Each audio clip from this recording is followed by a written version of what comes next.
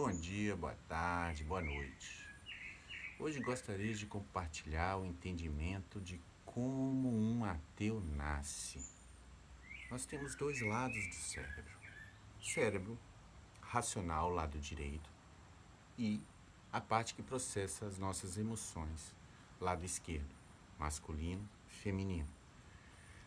Em nível de contato com a existência, isso é tudo que existe. É você, o seu lado racional, o seu lado emocional e a existência.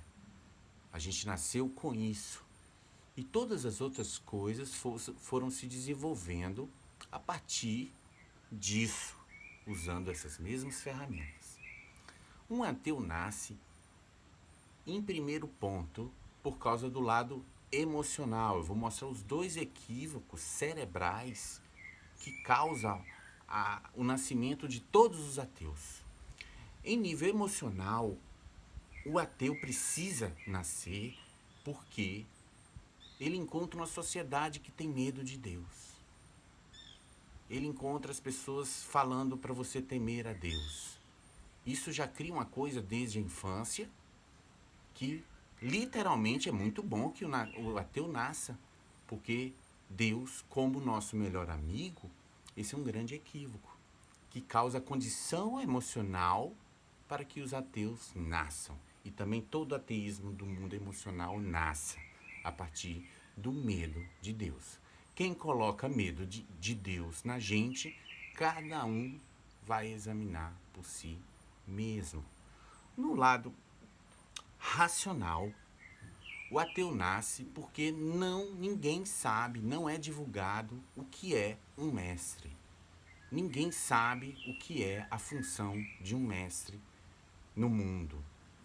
As pessoas confundem com superego, confundem com porque realmente existe o superego.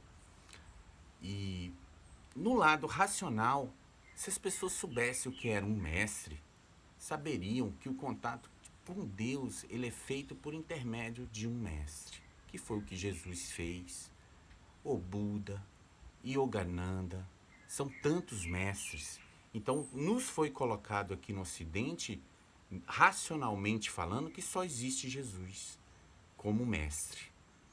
Então, racionalmente já diminuem Jesus, porque não foi isso que Jesus ensinou.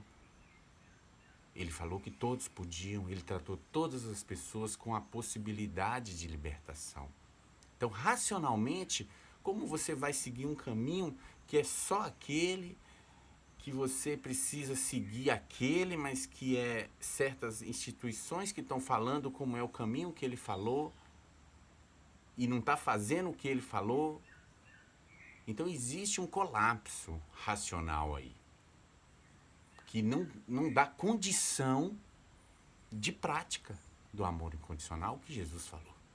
Não nos dá condição, porque as pessoas que seguiam Jesus conseguiram seguir Jesus porque viram o exemplo dela.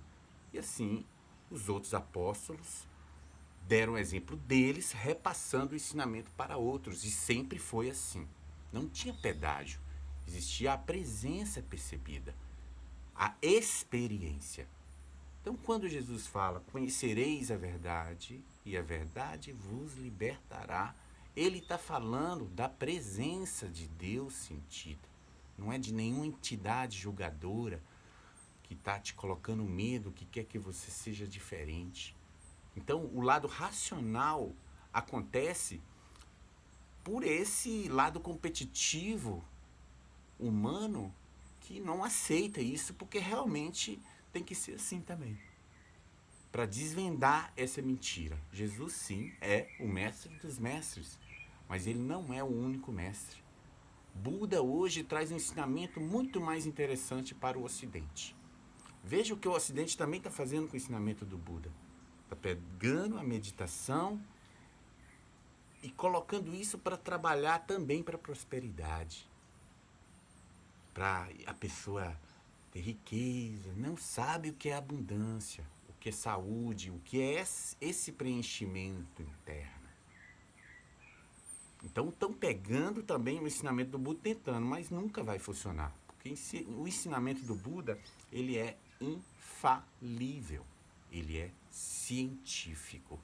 Porque trabalhar uma respiração consciente, uma atenção plena, são ensinamentos que não envolvem crenças. São ensinamentos que trazem a condição mental para receber a presença de Deus e conseguir praticar o que Cristo ensinou.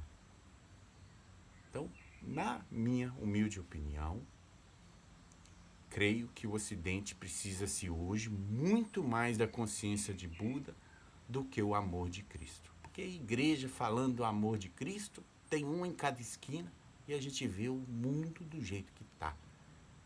Que possamos enxergar que isso não deu certo, com respeito a todas as pessoas e também respeitando o nosso direito de nos libertar disso, de compreender o ateísmo e conseguir perceber, estar e ser esta verdade da consciência crística. Yoga Yam Mahasadhara.